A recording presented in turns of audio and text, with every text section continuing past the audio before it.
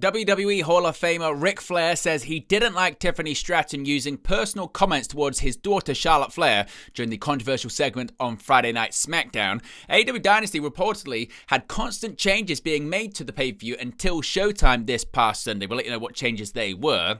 Former WWE and TNA wrestling announcer Josh Matthews reportedly worked backstage at Dynasty on Sunday. Chris Jericho said he would consider returning to WWE. A backstage update on the Young Bucks' return to AEW at Dynasty. Saraya has opened up on possibly returning to WWE. Another update when it comes to an upcoming possible 3-hour AEW Collision on TNT. Tony Khan opens up on the possibility of AEW running shows at the former ECW arena.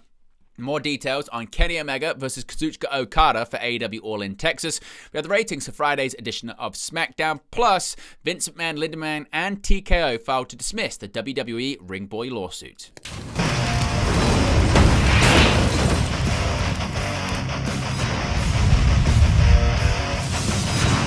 Hey guys, welcome back to Wrestling News 365. Hope everyone is doing very well. As always, there are plenty of news stories to get into in the world of professional wrestling. Let's begin with more reaction to that controversial segment on Friday Night SmackDown this week. But before we do, a reminder, you can join the WN365 roster. Click that join button. You can also scan the QR code once it appears on the sidebar. In addition, whilst you're looking at the sidebar, you can see all upcoming watch-alongs and post-shows. So be sure to join us live on YouTube. In addition to that, you can see right there, we're at 20,560 subscribers. So if you haven't already, be sure to subscribe and keep expanding the Wrestle News universe. Now, the controversial segment between Charlotte Flair and Tiffany Stratton on Friday SmackDown, where it went off script. On Friday's WWE SmackDown, Tiffany Stratton and Charlotte Flair took personal shots, with Stratton referencing Charlotte's 3 divorces and Charlotte responding that Stratton's boyfriend, Ludwig Kaiser, was in her DMs. WWE Hall of Famer Ric Flair was also brought up by Tiffany, who noted that Charlotte will always be behind her father. Appearing on Busted Open Radio, Flair was asked for his thoughts on the segment. He said, quote, "I have an opinion, but I don't really want to voice it. I can say this, it's very sensitive, I didn't like it, but wrestling is wrestling. I hate when they use me, but Charlotte said it right. You think that's the first time hearing my name? I want to clarify this, she is 10 times the athlete that I am. So much better of a worker than I ever was. I can't do half the things that she does. It's not like she's 5'2" and 103 pounds, she's 5'11" and weighs 145 pounds. She works so hard." Undertaker said it the best. "The Queen came back and regained her crown. She deserves it. She'll be the best worker in the business, female, until the day she decides to retire," he said. Now, Rick was asked if anything was off limits between him and his famous opponents like Terry Funk and the American Dream Dusty Rhodes. Flair said family was never brought up. Asked what would happen if someone crossed the line in a promo, Flair said, quote, "It never happened. I'm 0-4. There is a reason I'm 0-4. When you're gone 6 months at a time, people say, why did you get married when you're gone?" When Dave LaGreca noted he was surprised Charlotte's personal life was brought up, with potentially no conversation had backstage between the two, Rick replied, quote, "I don't know the answer to that. I would assume there was no discussion of that before, but I don't have any idea. I'm not privy to know that. I would imagine they probably didn't discuss it." Finally, Bully Ray was asked if there was any positive from the situation. Quote, "Well, they're talking about it. They are certainly talking about it now at the expense of Ashley's personal feelings. Wrestling is a strange animal," said Flair. Of course, we get any more details and reaction to that segment last Friday. We'll let you know in a future video. Now, AEW Dynasty was this Sunday, but reportedly there was a lot of changes going on until Showtime. AEW Dynasty 2025 reportedly was in a state of constant flux until Showtime, with many aspects of the event not nailed down until it went live. Such is par for the course for numerous wrestling events throughout history, and a report from F4W Online has shed a little more light on what happened backstage prior to Dynasty. Per the report, there were near constant changes with regards to segments, match order, and the general flow of the show. In particular, the AEW World Trios Championship match between rated FTR and the Death Riders was changed more than once, with the match position on the card moved around.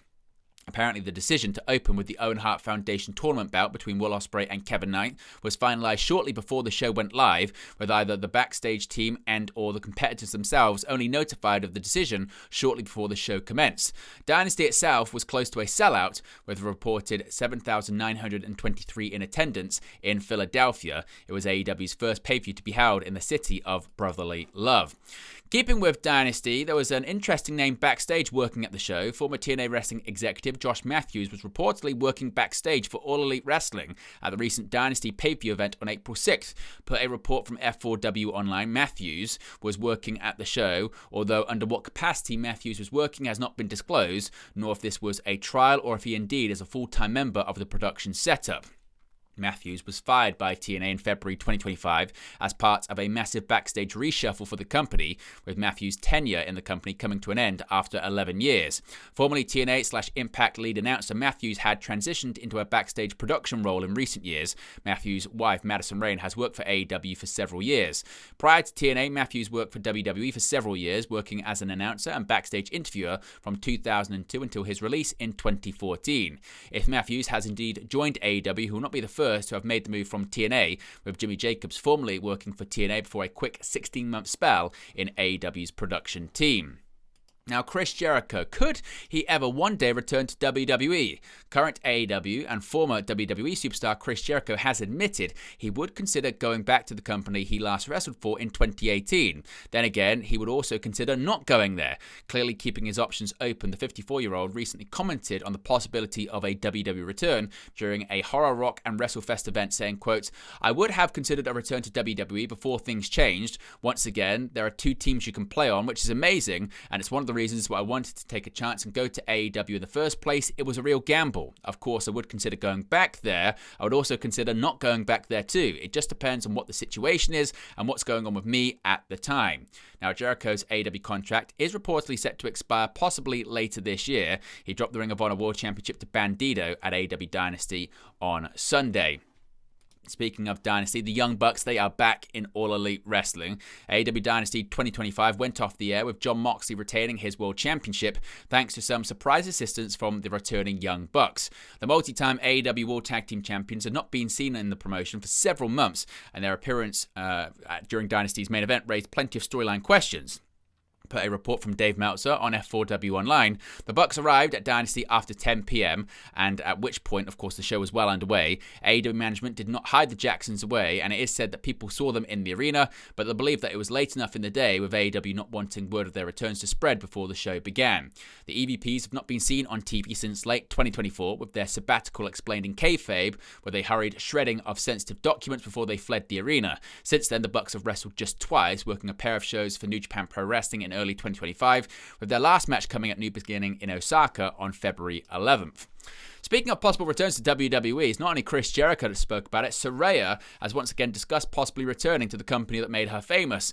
Last month, Saraya announced to the world that she would be exiting All Elite Wrestling and taking a step back from wrestling for the time being, citing that she does not feel that she fit into AEW Women's roster's plans. Prior to her AEW run, Saraya was known as Paige in WWE.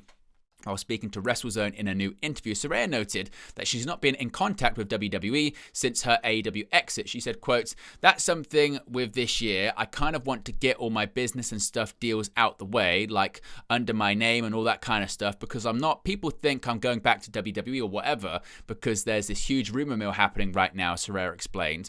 "But I haven't spoken to them, at least not right now. I haven't spoken to them." Saraya continued noting she thinks WWE would be open to her partaking in outside projects. He said, quotes, "I'm also focusing on my podcast, acting, all that kind of fun stuff too. I wouldn't want it to affect my brand, and I feel like WWE now is being more open and receptive to people doing outside stuff.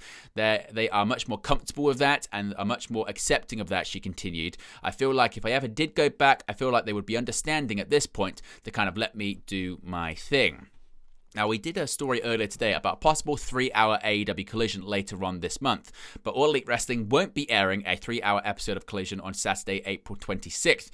TNT's schedule lists the April 26th edition of Collision as airing from 8:30 p.m. to 11:30 p.m. Eastern, following the coverage of the NBA playoffs. Dave Meltzer has since reported in the F4W Online Daily Update, however, that people in AEW have said the show will be a regular 2-hour episode of Collision on April 26th. The April 26th episode of Collision will be taped on Wednesday, April 23rd from the Lakefront Arena in New Orleans, Louisiana. Collision will be taped alongside a live edition of AEW Dynamite. Now, Tony Khan has opened up on the possibility of AEW doing a show at the former ECW Arena. All Elite Wrestling has never held a show at the 2300 Arena, formerly known as the ECW Arena in Philadelphia, Pennsylvania, but AEW President Tony Khan is very interested in holding a Dynamite and Collision taping from the famous building. After being asked about holding a show at the venue on the post-Dynasty media scrum, Khan said, quote, 2300 Arena writes, I would be very interested in that truthfully. Khan revealed he has had an emotional connection to the 2300 Arena due to seeing an ECW show at that venue as part of his parents trying to convince him to leave his friends behind and move to a better high school when he was 13 years old. Quote, I want to go to ECW Arena and I want to go and see the show that weekend. So when I was 13, I came here to Philadelphia and it was the first time I'd ever seen wrestling outside of my hometown, and it was the first time I'd met most of my best friends in real life before it was like a normal thing to have online friends and you didn't interact with in real life. I'm in like 1996, so that was not normal, especially when you're like 13 and a lot of your friends are in college. So I'd absolutely love to run there. It would be a reunion of some old friends, and I think that would be really cool if we could go to the 2300 Arena sometime. I haven't been there in a long time. Now let's talk about AEW All In Texas. All Elite Wrestling's biggest show of the year, All In Texas, is edging ever closer, and the company has started putting the building blocks in place for what fans could expect to see at Globe Life Field on July 12th. One moment that caught everyone's attention happened at the recent Dynasty pay-per-view on April 6th, where Kenny Omega had just defended his AEW International Championship against Speedball Mike Bailey and Ricochet, and was confronted by AEW Continental Champion Kazuchika Okada.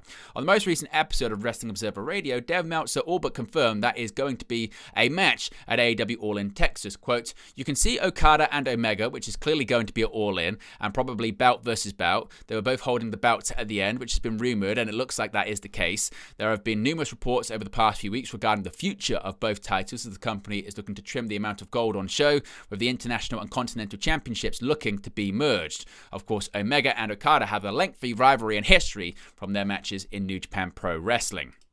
Let's talk about the ratings for Friday's edition of SmackDown. With SmackDown back on home soil, and with WrestleMania 41 looming, the TV ratings were also back to where they were before the European tour.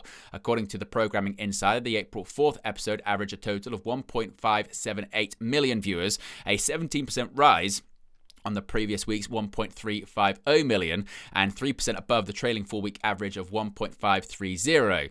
There was more happy news for WWE in the 18 to 49 demographic, as the show posted a 0.47 number, another 17% on the 0.40 number posted for the March 28th episode, and 2% above the trailing 4-week average, which currently sits at a 0.46. What didn't revert back to normal for WWE was that SmackDown did not take first place in the TV rankings for Friday night in any category. The show had to settle for 4th place in both cable telecasts and overall telecasts in the 18 to 49 and 25 to 54 demographics, being defeated by the NCAA Women's College Final Four basketball tournament that aired on ESPN, with the 2 games and the ESPN studio show taking the top 3 spots, and the games between Connecticut and UCLA in particular ranking first for the night in terms of overall viewership, drawing over 4 million viewers. And finally, an update when it comes to the Ring Boy lawsuit filed against Vince, Linda McMahon, and also TKO Group Holdings. Linda McMahon, Vince McMahon, and WWE have each filed to dismiss the Ring Boy lawsuit against them in the Maryland District Court. The lawsuit was filed by 5 anonymous plaintiffs in Maryland, alleging that the McMahons had neglected and failed to protect them from sexual abuse at the hands of WWE ring announcer Mel Phillips while working as ring boys throughout the 1980s. At the center of the plaintiffs' case is the Maryland Child Victims Act of 2023. The case had been delayed previously as the Supreme Court decided whether the CVA's removal of the statute of limitations would be upheld as constitutional. It was ruled in February that the law would be upheld and the case resumed. However, Ms. McMahon's attorneys have since argued the complaint lacks any basis for personal jurisdiction over the defendants in the state. It is further contended that McMahon had no sufficient connection to the Maryland for the lawsuit to continue in that state's district court, and a personal declaration from herself is included as an exhibit in the filing. Quote, I recently learned the true names of John Doe's 1 to 5. To the best of my knowledge and recollection, I have never met or communicated with John Doe's 1 to 5.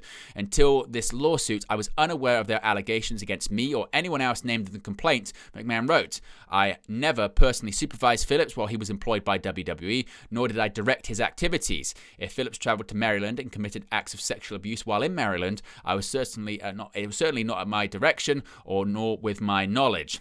McMahon further claims she never personally employed ring boys, as the term was defined in the initial complaint, and it's argued that she held no legally cognizable duty or care for plaintiffs as employees.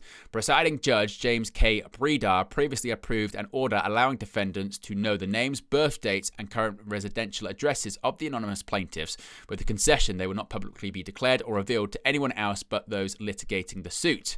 Now, when it comes to Vince McMahon and others, Mr. McMahon and Tico Group Holdings likewise filed to dismiss the complaint on jurisdictional grounds after Ms. McMahon. In Tico's filing, it suggested that the plaintiffs chose Maryland to file the suit in an attempt to benefit from the CVA. Quote, plaintiffs appear to have selected Maryland as their forum of choice in an attempt to benefit from the recently enacted CVA, but plaintiffs' claims do not belong here. It is also contended by TKO that the plaintiffs had failed to outline how WWE or TKO is liable under any theory of successor liability, with the alleged abuse occurring when the company was owned by the McMahon solely under WWF. They conclude their argument that the case should be dismissed on the grounds that the plaintiffs' claims failed to plead TKO or WWE was or should have been aware of Phillips' alleged conduct. Mr. McMahon's filings echoes the belief that the plaintiffs brought the case forward to Maryland to capitalize on the CVA for what is described as decades-old allegations, despite what is once again argued a lack of rightful jurisdiction over the defendants by the state. It is argued by McMahon's attorneys that while the CVA would repeal the statute of limitations, it does not eliminate the requirement of the court to hold personal jurisdiction over the parties before it. Again, it is argued by McMahon's attorneys that there is a lack of legally cognizable duty of care owed to them by the defendants. Quote, the complaint attempts to manufacture such knowledge by sprouting a broad catalogue of negative press, unfounded opinion, speculation, and multi-level hearsay from a hodgepodge of characters, many of whom are deceased, but McMahon's filing reads. It's concluded in the filing that the court should dismiss the case on the grounds that there was no way McMahon could have foreseen Phillips' alleged conduct. Of course, if we get any more details on the development of that lawsuit, we'll let you know in a future video. But there you go, guys, the latest pro wrestling news for you. Be sure to smash a like on the like button. Be sure to subscribe, bottom right-hand corner. Reminder, you can join the WN365 roster. Scan the QR code on the screen, click the join button, or click the link in the video description below. Also, be sure to subscribe as we expand the Wrestle News universe, and I'll speak to you again very, very soon.